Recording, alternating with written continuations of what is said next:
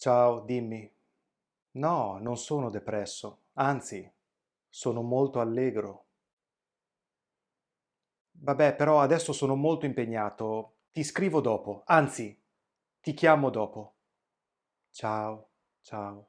Nella scenetta orribile dell'inizio di questo video, io ho detto no, non sono depresso, anzi, sono molto allegro.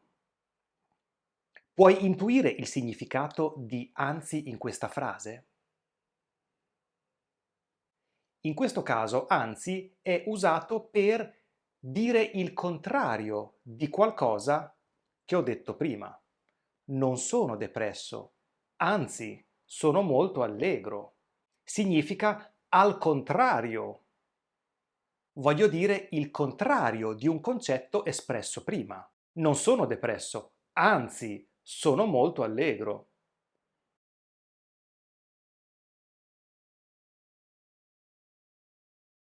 Vediamo un altro esempio. Valerio non è stupido, anzi, è molto intelligente. Io correggo un'affermazione dicendo il contrario. Non è stupido, anzi, è molto intelligente. Al contrario, è molto intelligente. Le lezioni di quell'insegnante non sono molto interessanti. Anzi, sono veramente una palla. Le lezioni di quell'insegnante non sono molto interessanti. Al contrario, sono veramente una palla. Io esprimo il contrario del concetto precedente. Significa al contrario. Una palla significa noioso. Quindi quando qualcosa è una palla, significa che è noioso. Le lezioni sono una palla, sono molto noiose. Quindi il primo uso di anzi è per dire al contrario, diciamo il contrario di qualcosa che abbiamo detto. Probabilmente ti è successo di vedere la parola anzi da sola, semplicemente da sola.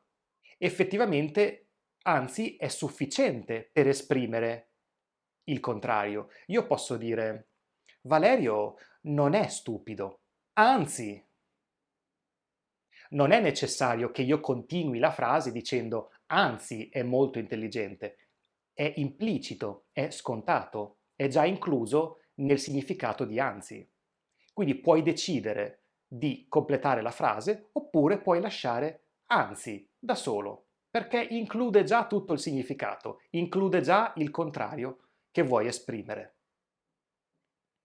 Vediamo ora il secondo uso di anzi e riprendiamo l'esempio iniziale. Ti scrivo dopo, anzi, ti chiamo dopo. In questo caso non è proprio il contrario, ma sto modificando il concetto che voglio esprimere. Ti scrivo dopo, anzi, ti chiamo, quindi modifico la mia intenzione, modifico un po' quello che voglio fare. In italiano possiamo anche dire ti scrivo dopo, o meglio, ti chiamo. Quindi sto modificando il concetto, non è il contrario. Vado a pagare il conto. Anzi, vacci tu. Io preferisco stare seduto. Anche in questo caso la mia intenzione era pagare il conto, poi ho modificato il concetto. Ho cambiato idea. Anzi, vacci tu. Anche in questo caso, anzi, è usato per modificare il concetto espresso prima. Vengo a trovarti questa sera. Anzi, vengo subito. Anche in questo caso ho cambiato idea, ho modificato la mia intenzione. Vengo a trovarti, anzi, vengo subito.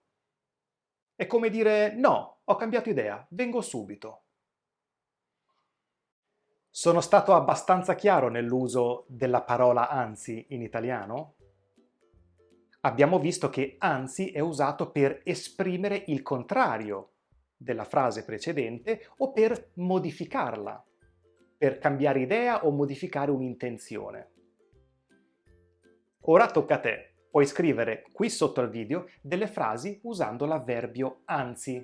Non vedo l'ora di leggerle. Ci vediamo presto!